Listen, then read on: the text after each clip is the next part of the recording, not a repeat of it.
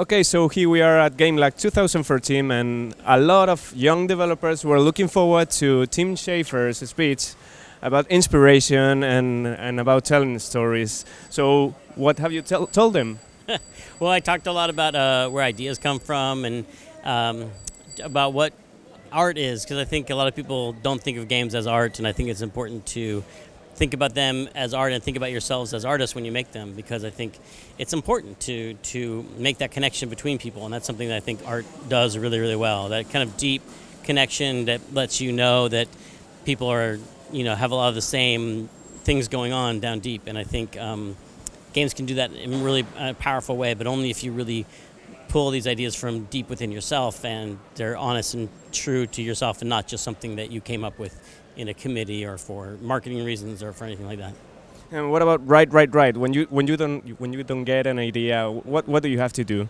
I try and start every day with a free writing, which is just sitting down with an empty notebook and just writing and writing and writing, and I just can't stop when I'm writing, and so you write a bunch of stupid stuff because you just can't stop, and you write, oh, what I had for breakfast today, but then pretty soon interesting thoughts start coming out of your head because you turn off that censoring device in your head that stops you from saying silly ideas, and then just you find yourself writing down things you didn't know were in your head, and they just come and they seem like they're magic because they just like, wow, I didn't know I had that idea, and they just come out, and it's just a technique you use when you're feeling blocked, and creatively stumped.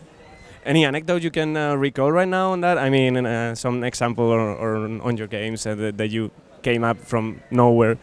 Well, I mean, I've had days. There was a spy game that we never made at Lucas as a spy game, but I designed most of it in one morning. When I came into work and I was like, oh, I'm just so tired. I was up too late the night before, and I don't have any. Today's going to be a really unproductive day. But I sat down with a notebook and I started writing about how tired I am and I'm falling asleep. And then I started thinking about sleep and started thinking about this puzzle. And then all of a sudden I designed basically the entire game. The basic setup, the story, and everything for this entire game in this one morning, and I was like, I had no idea I was going to be that productive when I walked in today. So that's why you never know what days are going to be productive. So that's why you try to do the writing every day, because some days are really productive, and some days you just write a bunch of junk. And you just, as long as you do it every day, by the end of the week, by the end of the month, you'll have a bunch of good stuff. So this process you've applied to many games now, and recently you obviously launched Broken Age, and it also came out for iPad like some days ago. What can we expect from that version, and maybe are you considering also to bring that to consoles?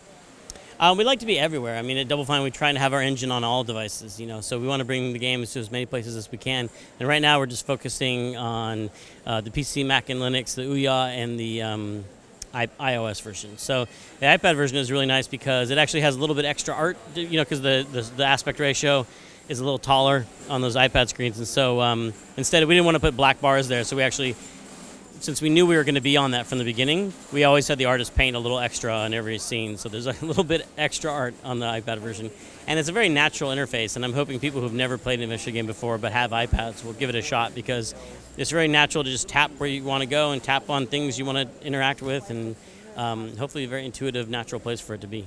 So not yet for consoles? Well, it's exclusively on the Ouya, is the only console it's on now, for the time being. But you never know what might happen in the future.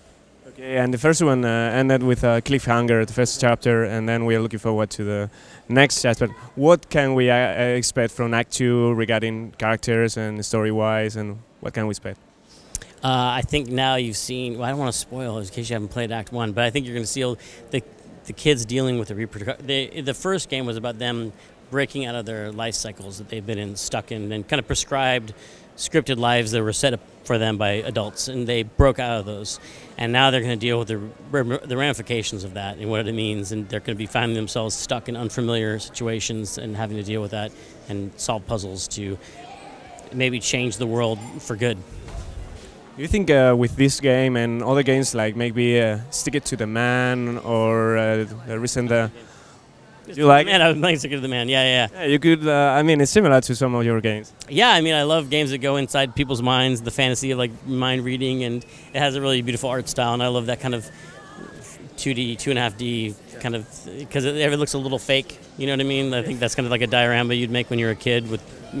I was also mentioning Valiant Hearts, which is coming out now. Do you think this is a kind of rebirth for these kind of adventure games now?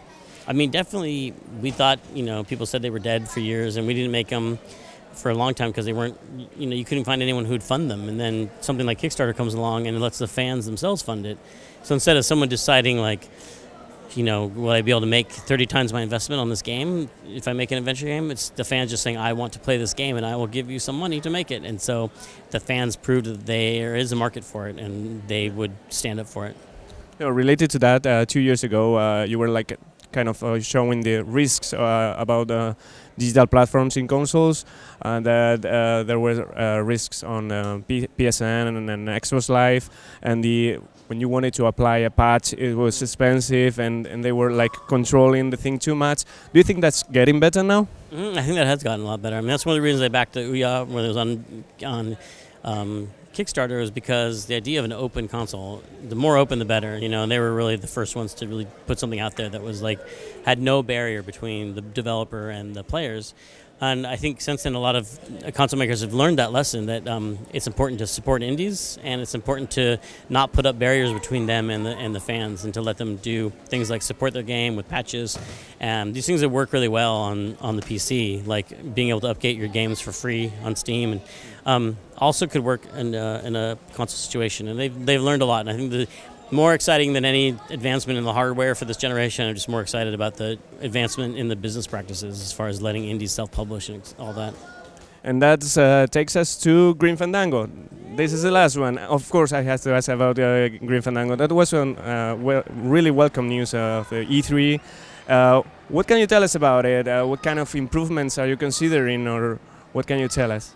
Well, I'm just so excited that's happening, because something we wanted to happen for a long time, and some people just couldn't even play the game, even though they wanted to. They couldn't find it anywhere. They'd have to pirate it if they wanted. I haven't played it. Oh, see, exactly. We want to. You can hit me in the face. People. Well, you're probably too young when it came out, right? Yeah. So. Thank you. Yeah. And now be able to reach a whole lot more people, and it was really through the help of people at Sony and at Disney and at LucasArts who. I really wanted to see it happen. In some ways, it was that coming of age of a generation of people who had played it when they were younger, and they liked the game and they wanted to make it happen. And now they're in positions of power at these companies where they can actually make these decisions. What about those improvements? So what are you considering for the game? We're still in a kind of research mode now, where we're trying to find, doing the kind of archaeology we need to do to like dig up and find all the source material we can before we know entirely what's possible. And so we'll hopefully be able to figure that out soon and make some announcements more detailed later, but we don't have any specifics to announce right now. But it'll look better. I'll say that. It's going to look better. Okay, it's going to look bigger. And then Day of the Tentacle is next? I can't say anything. I don't know, but I think definitely if Grim does really well, it'll do well for all those games. Just create a lot of interest in it, which can't be a bad thing.